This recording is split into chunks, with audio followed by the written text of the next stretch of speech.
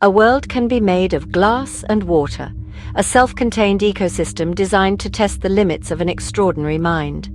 For one octopus, this world is a sealed cube, a carefully constructed environment where every corner presents a new challenge. 50 days. That is the challenge, the duration of an experiment designed to probe the depths of cephalopod intelligence. Can a mind evolved for the boundless sea, a creature of instinct and unparalleled adaptability, truly adapt to a box?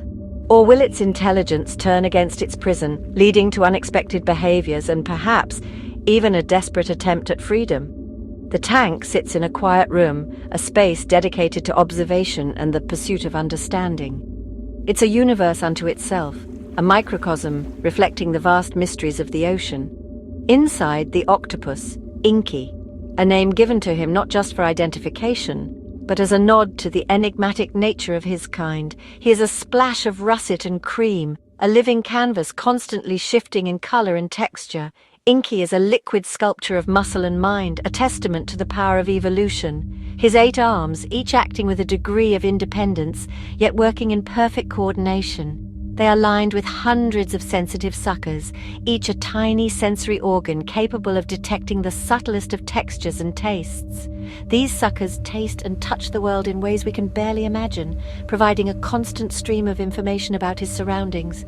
This glass box is his reality now, the entirety of his known universe. It's a puzzle, a challenge to be understood and perhaps even overcome. It's his territory, the space he must learn to navigate and control. Or is it a prison, a constant reminder of the vast ocean he can no longer access? We placed him here to understand his mind, to unlock the secrets of his intelligence. We want to understand not just his tricks, but his soul, the essence of what it means to be an octopus. Does an octopus feel boredom, the dull ache of routine, frustration, the anger of being confined? Does he feel hope, the anticipation of something better, or despair, the crushing weight of his limitations? Inky may hold the answers, his actions and reactions providing clues to the inner workings of his complex mind. For the next 50 days, we are silent observers, meticulously documenting every movement, every change in behavior. The tank is the page, a blank slate upon which Inky will write his story. His actions are the words, each movement, each interaction a sentence in the narrative of his captivity. The journey begins with a gentle pulse of his siphon, a subtle, almost imperceptible movement. It's a quiet breath in his new world, a tentative exploration of the boundaries of his confinement. The clock has started, ticking down the 50 days of this unique experiment. The great octopus survival experiment has begun, a quest to understand the limits of adaptation and the depths of an 8-armed mind. On day 1, Inky begins his exploration. It's a tentative start, a cautious venture into the unknown. He's assessing, observing, taking in every detail of his new surroundings. There's no panic, no frantic searching, no immediate retreat, just a calm, methodical investigation. He's a scientist in his own right, carefully gathering data. Each movement is deliberate, each touch purposeful. His arms glide along the cool glass, a smooth, almost sensual exploration of the boundaries of his world. Those sensitive suckers are tasting the silicone, analyzing its texture, its composition, gleaning information invisible to our eyes. It's a chemical conversation, a silent dialogue between creature and container. He's testing the lid, probing for weaknesses, assessing the possibility of escape, though escape doesn't seem to be his primary goal. It's more about understanding the limits of his domain. He maps his world, not just in his brain, with complex thought and reasoning, but in his arms and skin, through direct physical interaction. It's a full-body cartography. The tank isn't empty. It's a curated landscape designed to offer both stimulation and security. Riverstones form a cave, a potential refuge, a place to retreat from the open water. And a ceramic pot offers shelter, a different kind of haven, a manufactured space within the naturalistic setting. Inky flows over the stones, a liquid intelligence navigating a solid world. His skin is mimicking their texture, a chameleon-like adaptation to the environment, a demonstration of his mastery over camouflage. Those powerful suckers are testing weight and stability, ensuring a secure grip, assessing the structural integrity of his surroundings. He explores the pot, venturing inside, turning around, familiarizing himself with its dimensions. He's charting safe harbors, identifying potential hiding places, creating a mental map of secure zones, and open plains, the exposed areas where he might hunt or simply observe. His movement is a silent ballet, a fluid dance of exploration and adaptation. Sometimes a compact knot, a tightly wound ball of muscle and intelligence. Sometimes a sprawling star, arms extended, reaching out to touch every corner of his world. When exploring, he's open and expansive, curious and engaged with his environment. When considering, he draws in, retracting his arms, focusing his attention inward. By the end of the first day, after hours of meticulous investigation, he's touched every inch of his enclosure, leaving no stone unturned, no surface unexplored. He's chosen a den in the rock pile, a preferred location, a place that feels safe and secure. He keeps returning there after each journey, solidifying its status as his home base. No escape attempts, no signs of distress. A remarkable display of adaptability, just acceptance and adaptation, a willingness to embrace his new reality. The first day ends with quiet possession, a sense of ownership over his carefully mapped domain. The Crystal Kingdom is mapped, every nook and cranny accounted for. Its king can rest, secure in his knowledge of the land. The story of survival, of adaptation, of a new life in a new world has only just begun. Inky's skin is a living canvas telling stories beyond movement. Calm in his cave, he's pale white. Peaceful, contemplative. A sudden noise and his skin flashes angry red. A warning. Introduce a red ball, and his skin pulses with shifting patterns. Curiosity made visible. He enjoys the filter's jet, shimmering silver and blue, eyes closed in rare relaxation. His skin signals contentment, frustration, or joy, each color a message. When he fails to open the lid, his skin darkens, texture roughens, frustration embodied. This visual language is his primary communication. He tells his story in color and texture, we just have to learn to read it. On day 15, Inky faces his first real test, a shrimp in a sealed glass jar. For a human, trivial. For an octopus, a complex puzzle. Inky circles the jar, skin flickering with curiosity. He explores the glass, smells the shrimp, tries brute force, no luck. Frustrated, he retreats, then returns with a new strategy. This time he twists the lid.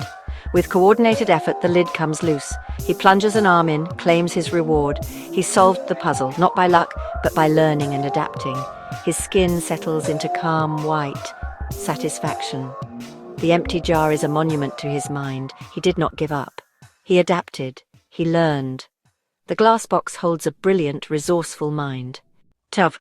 By week 4, change settles over the tank. Exploration fades. Puzzles offer only brief distraction. Inky spends more time in his cave, pale and listless. Movements slow, repetitive.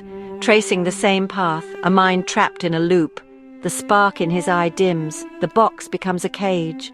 The red ball is ignored, play replaced by idleness. He's exhausted the possibilities of his world. We see the toll of confinement on a complex mind. An octopus needs novelty, challenge, a dynamic world. We try to enrich his environment, new objects, rearranged rocks. Each addition sparks brief interest, then fades. The lesson is clear, food and shelter aren't enough. He needs a world as complex as his mind. In week 6, Inky's lethargy shifts to focused activity. He studies the filter outlet, not for play, but with purpose.